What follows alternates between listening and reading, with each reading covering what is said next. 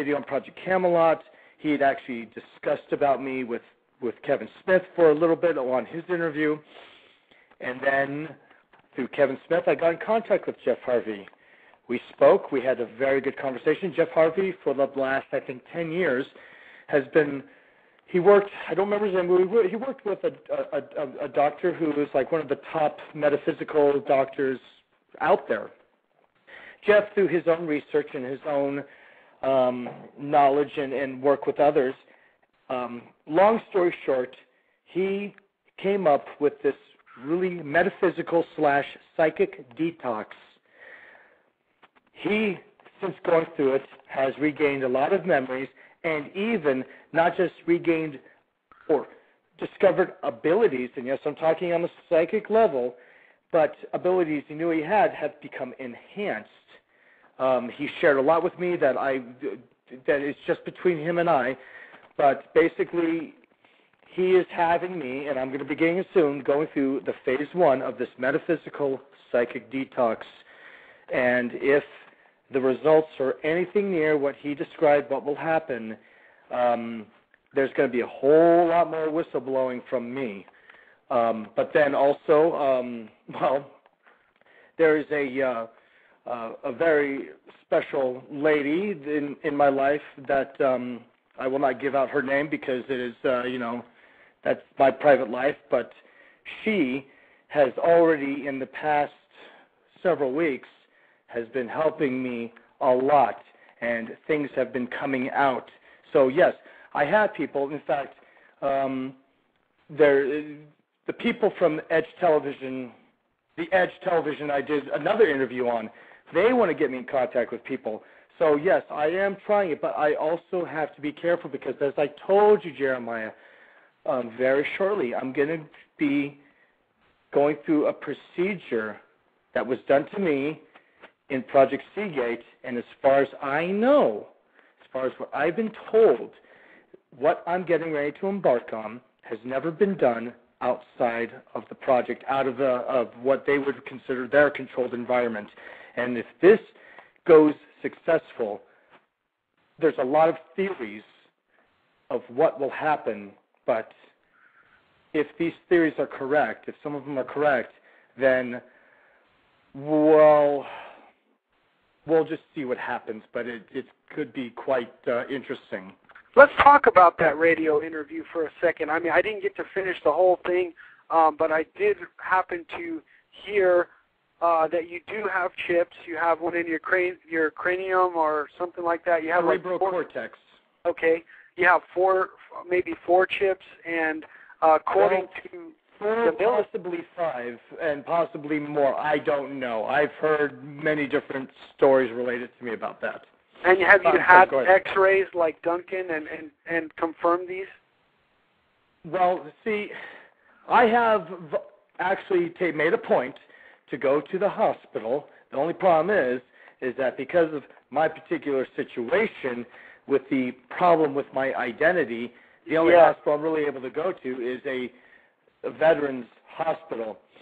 And I have had CT scans done, MRIs done, X-rays done. I have never been allowed to see any of them. When I went to the records office and asked to see them, they did not have them and were not able to provide them for me. And to cover a little bit of that background, I mean, that was my next question to you. Apparently, I heard that according to your military status, you were gone or passed away, died in 1999, and you don't exist. That's correct. I was shown that by a general. Well, it wasn't just him, but it was the general's office, and there was another general there, a 3-star and a 2-star, and a few other agents. I do not know who they were with because they did not identify themselves. They were just there. And also the liaison who was working with me, between the general and me, who was a captain in the Marine Corps. And they opened up a dossier that had very little information, but they showed me what was known as the cover letter of my NSA dossier, and it simply said, Petty Officer Aaron E. McCollum, Serial number 13-01957, KIA 1999. No month, no date, just 1999. Build in action. Yes.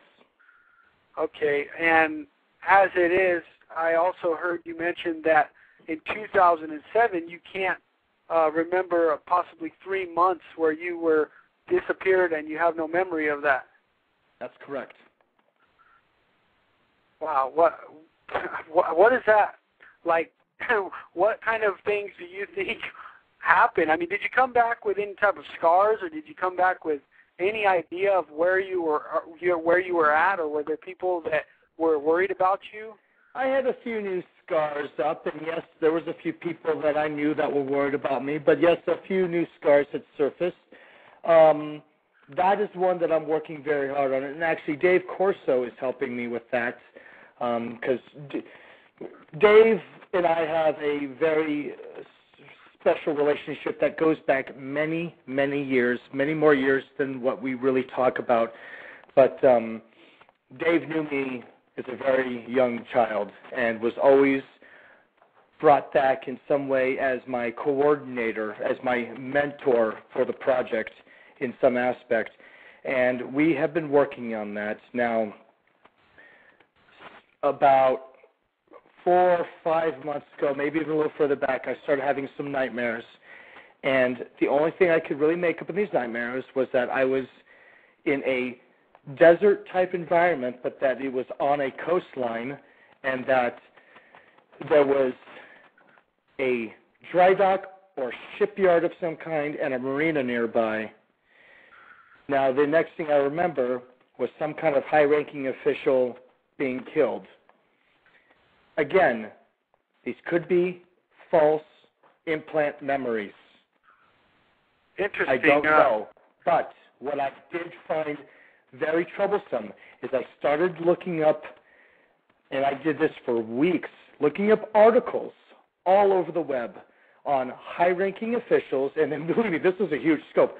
Basically, I'm looking for a high-ranking official that was assassinated in a desert-type environment on coastal waters.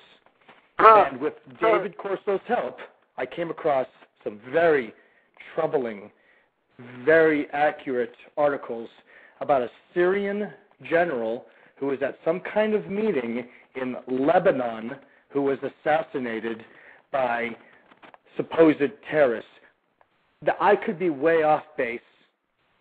I don't know. Well, but it's clear that what I do know is that I have 3 months of missing time. It's definitely apparent that you and David have a special connection.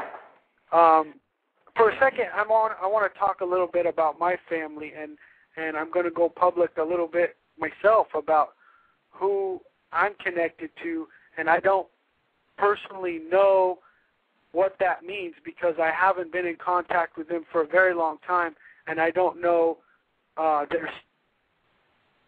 who they are in a sense. They're very, very secret, if you will. We don't communicate a lot, but if you know anything about the Masonic Lodge and some of Jordan Maxwell and Freeman's, and as well as Michael Tessarian and some of these others have done research on, my uncle is a 33rd degree Freemason of the Blue Lodge, and from what I gathered just recently listening to Freeman, the Blue Lodge had taken over in the 1800s.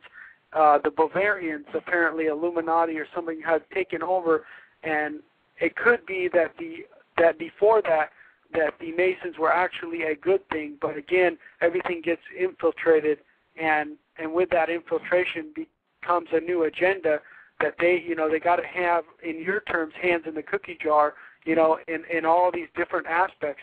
Now, his son, my uncle's son, at one time he was a weatherman on a submarine in San Diego. He's now a chief in the Navy.